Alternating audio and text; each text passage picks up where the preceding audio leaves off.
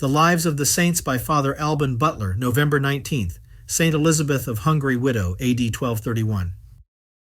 Elizabeth, daughter to Alexander II, the valiant and religious king of Hungary, and his queen Gertrude, daughter to the Duke of Carinthia, was born in Hungary in 1207. Hermann, Landgrave of Thuringia and Hesse, had a son born about the same time and named Louis. This prince obtained by ambassadors a promise from the King of Hungary that his daughter should be given in marriage to his newborn son, and to secure the effect of this engagement, at the Landgrave's request, the princess, at 4 years of age, was sent to his court, and there brought up under the care of a virtuous lady. 5 years after, Hermann died, and Louis became Landgrave. Elizabeth, from her cradle, was so happily prevented with the love of God that no room for creatures could be found in her heart, and though surrounded and, as it were, besieged by worldly pleasures in their most engaging shapes, she had no relish for them, prayed with an astonishing recollection, and seemed scarce to know any other use of money than to give it to the poor, for her father allowed her, till her marriage was solemnized, a competent yearly revenue for maintaining a court suitable to her rank. This child of heaven, in her very recreations, studied to practice frequent humiliations and self-denials, and stole often to the chapel, and there knelt down and said a short prayer before every altar, bowing her body reverently, or, if nobody was there, prostrating herself upon the ground. If she found the doors of the chapel in the palace shut, not to lose her labor, she knelt down at the threshold, and always put up her petition to the throne of God. Her devotion she indulged with more liberty in her private closet. She was very devout to her angel guardian and the saints, particularly St. John the Evangelist. She was educated with Agnes, sister to the young Landgrave, and upon their first appearing together at church, they were dressed alike and wore coronets set with jewels. At their entering the house of God, Sophia, the Landgrave's mother, observing our saint take off her coronet, asked why she did so, to which the princess replied that she could not bear to appear with jewels on her head where she saw that of Jesus Christ crowned with thorns. Agnes and her mother, who were strangers to such kind of sentiments and fond of what Elizabeth trampled upon, conceived an aversion for the young princess, and said that since she seemed to have so little relish for a court, a convent would be the properest place for her. The courtiers carried their reflections much further, and did all in their power to bring the saint into contempt, saying that neither her fortune nor her person were such as the Landgrave had a right to expect, that he had no inclination for her, and that she would either be sent back to Hungary or married to some nobleman in the country. These taunts and trials were more severe and continual. As the Landgrave, Hermann, dying when Elizabeth was only 9 years old, the government fell into the hands of his widow in the name of her son till he should be of age.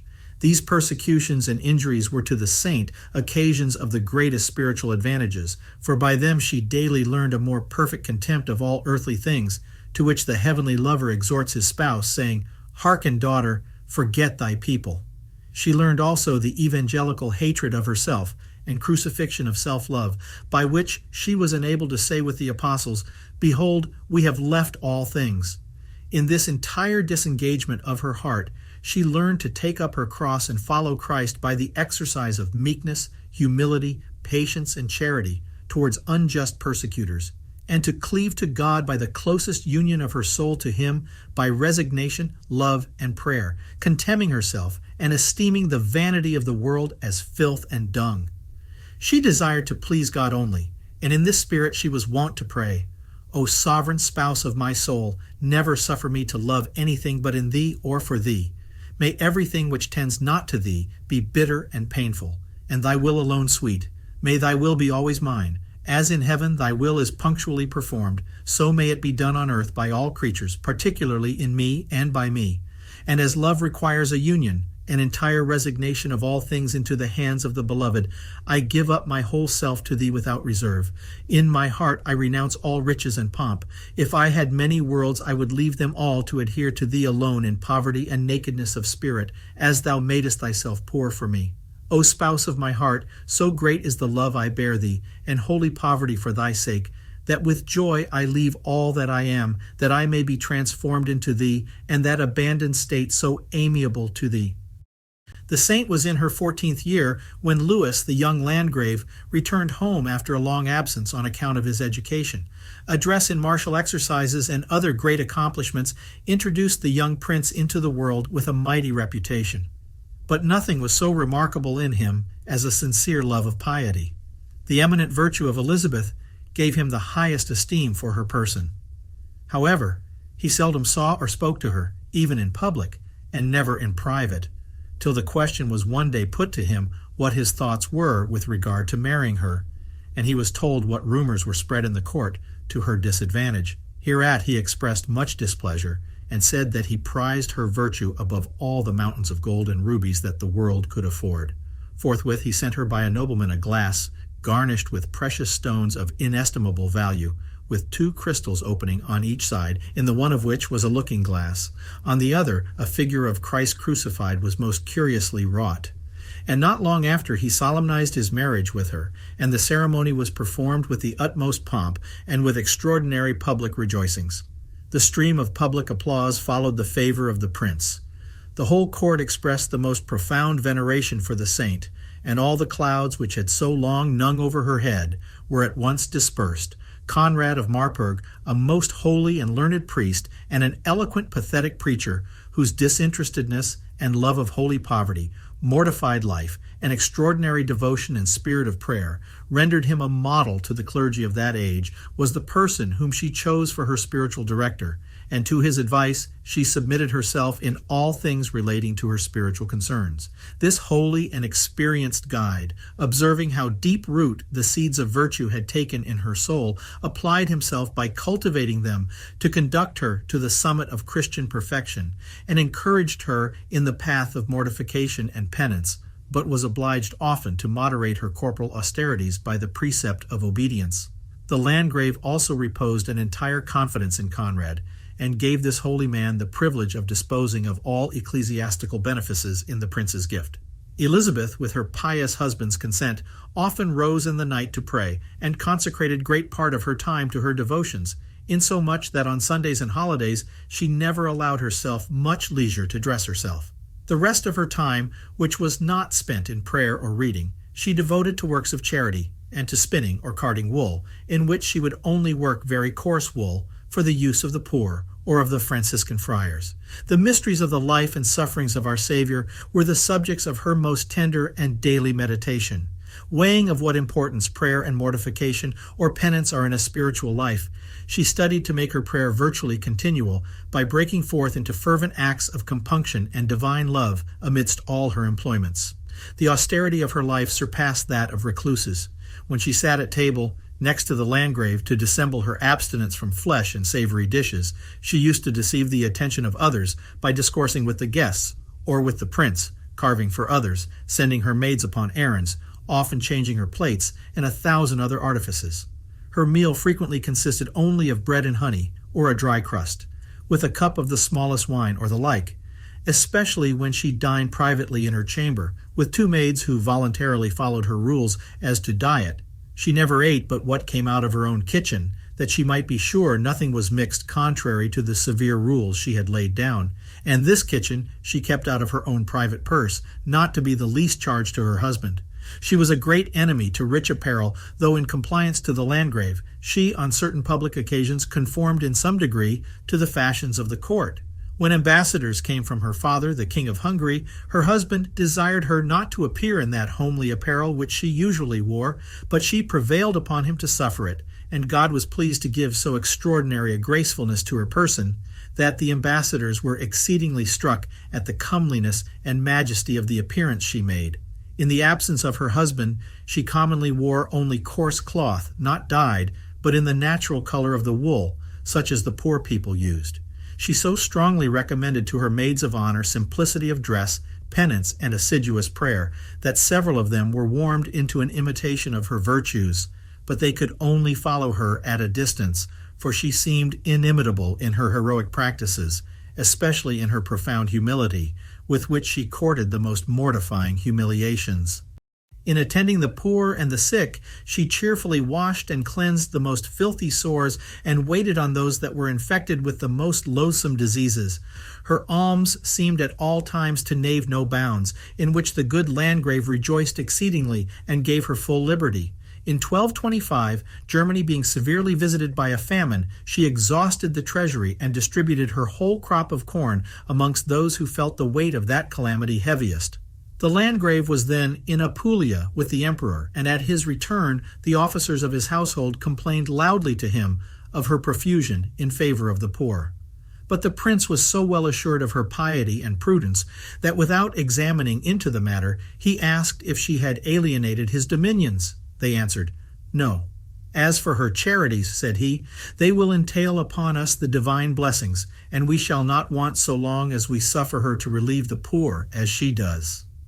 The castle of Marburg, the residence of the Landgrave, was built on a steep rock, which the infirm and weak were not able to climb. The holy Margravine therefore built an hospital at the foot of the rock for their reception and entertainment, where she often fed them with her own hands, made their beds, and attended them even in the heat of summer, when that place seemed insupportable to all those who were strangers to the sentiments of her generous and indefatigable charity. The helpless children, especially all orphans, were provided for at her expense. Elizabeth was the foundress of another hospital, in which 28 persons were constantly relieved. She fed 900 daily at her own gate, besides an incredible number in the different parts of the dominions, so that the revenue in her hands was truly the patrimony of the distressed. But the saint's charity was tempered with discretion, and instead of encouraging an idleness such as were able to work, she employed them in a way suitable to their strength and capacity.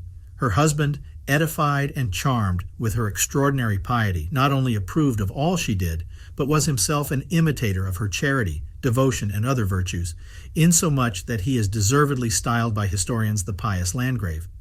He had by her 3 children, Hermann, Sophia, which was afterwards married to the Duke of Brabant, and Gertrude, who became a nun and died Abbess of Oldenburg. Purely upon motives of religion, the Landgrave took the cross to accompany the Emperor Frederick Barbarossa in the Holy War to Palestine. The separation of this pious and loving couple was a great trial, though moderated by the heroic spirit of religion with which both were animated. The Landgrave joined the emperor in the kingdom of Naples, but as he was going to embark, fell ill of a malignant fever at Otranto, and having received the last sacraments at the hands of the Patriarch of Jerusalem, expired in great sentiments of piety on the 11th of September, 1227. Many miracles are related to have been wrought by him in the history of Thuringia and in that of the Crusades. Elizabeth, who at his departure had put on the dress of a widow, upon hearing this melancholy news, wept bitterly and said, "If my husband be dead, I promise to die henceforth to myself and to the world with all its vanities."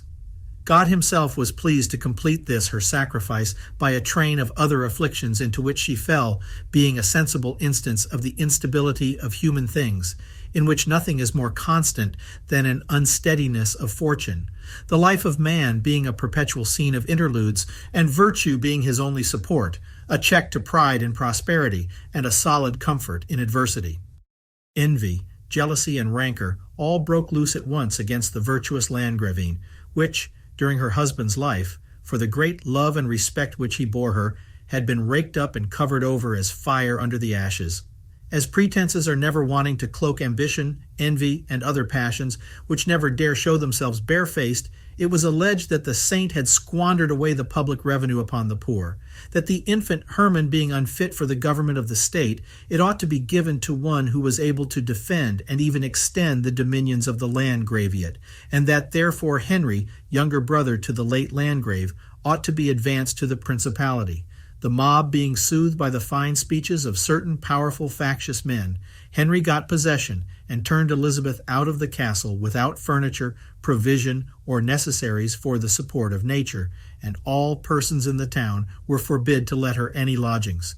The princess bore this unjust treatment with a patience far transcending the power of nature, showing nothing in her gestures which was not as composed as if she had been in the greatest tranquillity possible, and rejoicing in her heart to see herself so ill-treated, went down the castle hill to the town, placing her whole confidence in God, and with her damsels and maids went into a common inn, or, as others say, a poor woman's cottage, where she remained till midnight, when the bell ringing to matins at the church of the Franciscan friars, she went thither, and desired the good fathers to sing a Te Deum with solemnity, to give God thanks for his mercies to her in visiting her with afflictions.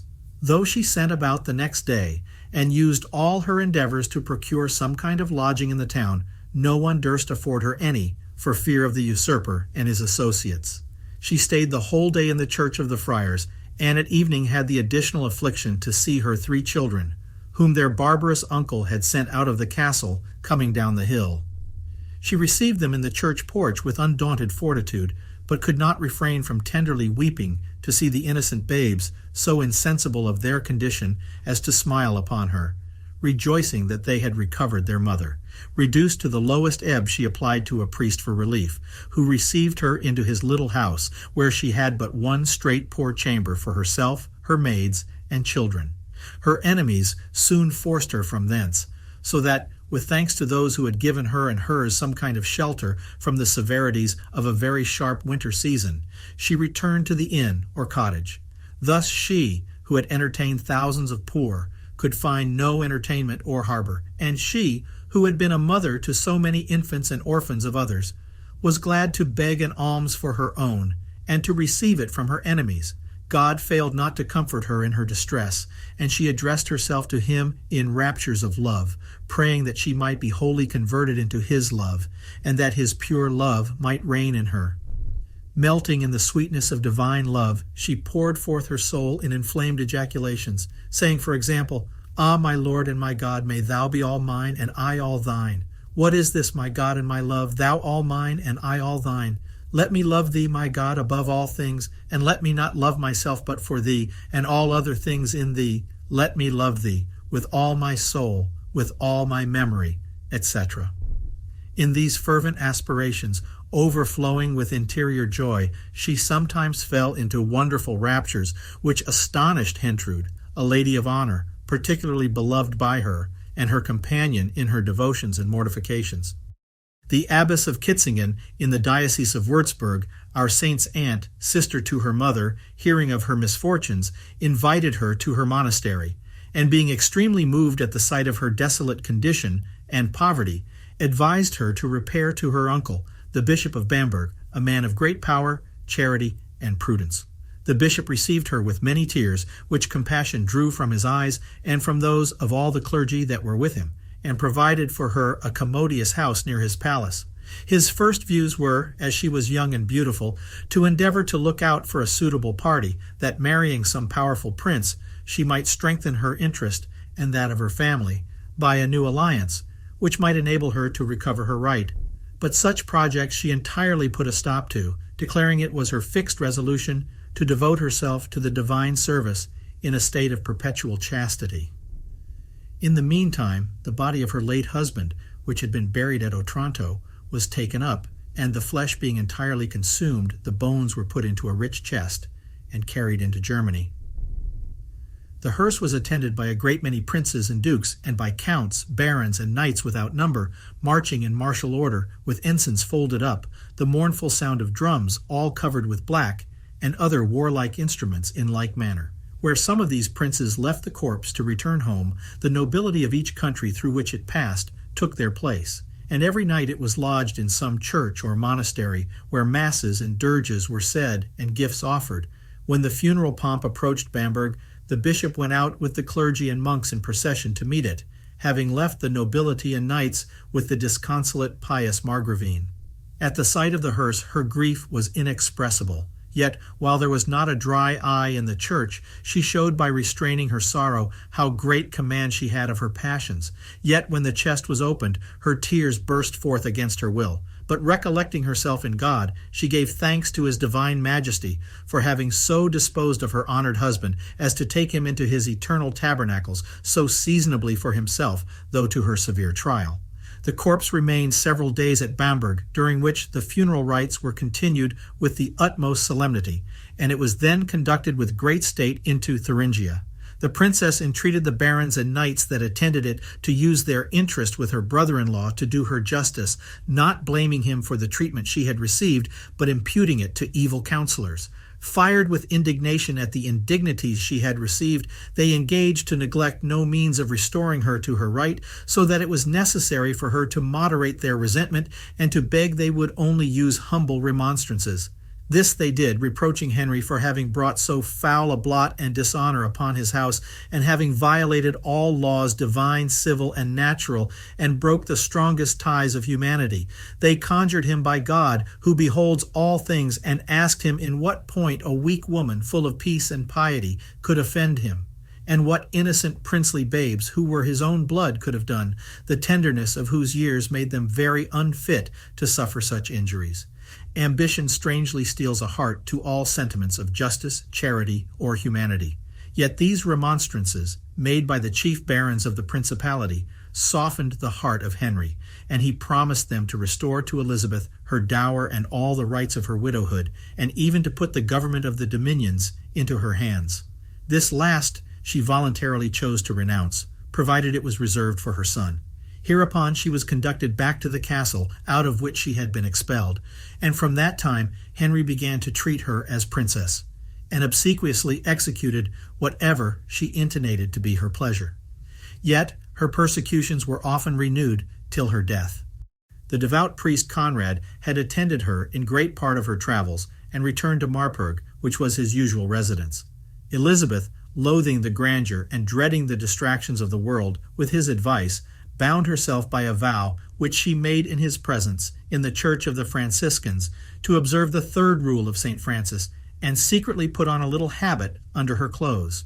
Her confessor relates that, laying her hands on the altar in the church of the Friars Minors, she by vow renounced the pomps of the world. She was going to add the vow of poverty, but he stopped her, saying she was obliged, in order to discharge many obligations of her late husband and what she owed to the poor, to keep in her own hands the disposal of her revenues. Her dower she converted to the use of the poor, and as her director Conrad, in whom she reposed an entire confidence, was obliged to live in the town of Marburg.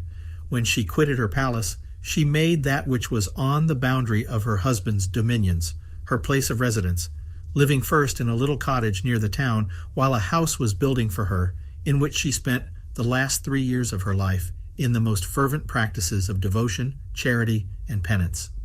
In her speech she was so reserved and modest that if she affirmed or denied anything, her words seemed to imply a fear of some mistake. She spoke little, always with gravity, and most commonly of God, and never let drop anything that tended to her own praise. Out of a love of religious silence, she shunned tattlers. In all things she praised God, and being intent on spiritual things, was never puffed up with prosperity or troubled at adversity. She tied herself by vow to obey her confessor Conrad, and received at his hands a habit made of coarse cloth of the natural color of the wool without being dyed, whence Pope Gregory IX, who had corresponded with her, says she took the religious habit and subjected herself to the yoke of obedience.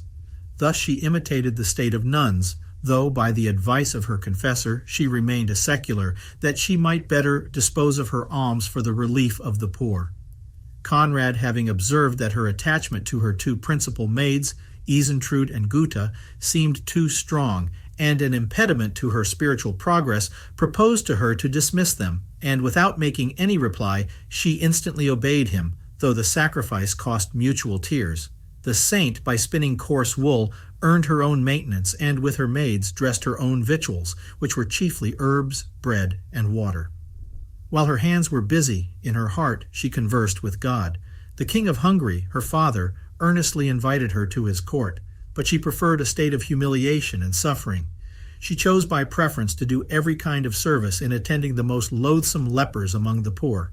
Spiritual and corporal works of mercy occupied her even to her last moments, and by her moving exhortations many obstinate sinners were converted to God.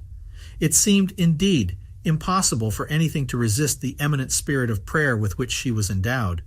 In prayer she found her comfort and her strength in her mortal pilgrimage, and was favored in it with frequent raptures and heavenly communications.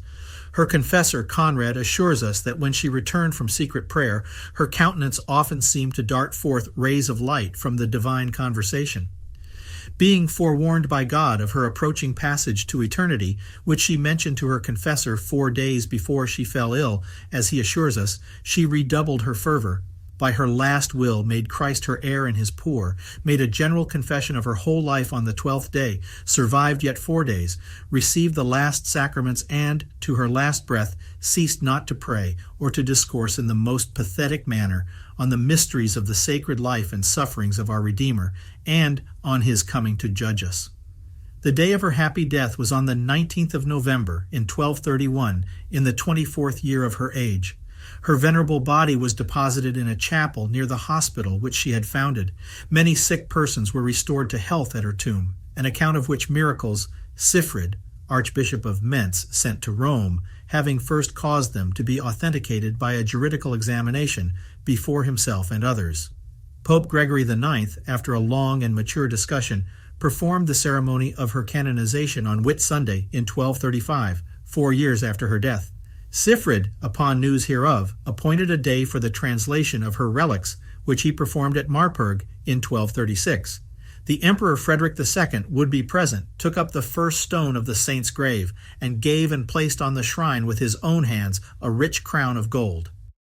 Saint Elizabeth's son, Hermann, then Landgrave, and his 2 sisters, Sophia and Gertrude, assisted at this august ceremony, also the archbishops of Cologne and Bremen, and an incredible number of other princes, prelates, and people, so that the number is said to have amounted to above 200,000 persons. The relics were enshrined in a rich vermilion case and placed upon the altar in the church of the hospital. A Cistercian monk affirmed upon oath that, a little before this translation, praying at the tomb of the saint, he was cured of a palpitation of the heart and grievous melancholy, with which he had been grievously troubled for 40 years, and had in vain sought remedies from physicians and every other means. Many instances are mentioned by Montanus and by the Archbishop of Mentz, and the confessor Conrad, of persons afflicted with palsies and other inveterate diseases, who recovered their health at her tomb, or by invoking her intercession, as of a boy blind from his birth, by the mother's invocation of Saint Elizabeth at her sepulchre, applying some of the dust to his eyes, upon which a skin which covered each eye burst, and he saw, as several witnesses declared upon oath, and Master Conrad saw the eyes thus healed, of a boy 3 years old, dead, cold, and stiff a whole night. Raised to life the next morning by a pious grandmother praying to God through the intercession of Saint Elizabeth, with a vow of an alms to her hospital, and of dedicating the child to the divine service, attested in every circumstance by the depositions of the mother, father, grandmother, uncle, and others recorded by Conrad, of a boy dead and stiff for many hours, just going to be carried to burial, raised by the invocation of Saint Elizabeth, of a youth drowned, restored to life by the like prayer, of a boy drawn out of a well, dead, black, etc., and a child stillborn, brought to life, others cured of palsies, falling sickness, fevers, madness, lameness, blindness, the bloody flux, etc., in the authentic relation. A portion of her relics is kept in the Church of the Carmelites at Brussels, another in the magnificent chapel of La Roche-Guyon upon the Seine, and a considerable part in a precious shrine is in the Electoral Treasury of Hanover. Some persons of the Third Order of St. Francis, having raised that institute into a religious order long after the death of our saint, without prejudice to the secular state of this order, which is still embraced by many who live in the world, the religious women of this order chose her for their patroness, and are sometimes called the nuns of St. Elizabeth. Perfection consists not essentially in mortification, but in charity, and he is most perfect who is most united to God by love. But humility and self-denial remove the impediments to this love by retrenching the inordinate appetites and evil inclinations which wed the heart to creatures. The affections must be untied by mortification, and the heart set at liberty by an entire disengagement from the slavery of the senses and all irregular affections. Then will a soul, by the assistance of grace, easily raise her affections to God and adhere purely to Him, and His holy love will take possession of them. A stone cannot fall down to its center so long as the lets which hold it up are not taken away. So neither can a soul attain to the pure love of God while the strings of earthly attachments hold her down. Hence the maxims of the gospel and the example of the saints, strongly inculcate the necessity of dying to ourselves by humility, meekness, patience, self-denial, and obedience. Nor does anything so much advance this interior crucifixion of the old man as the patient suffering of afflictions.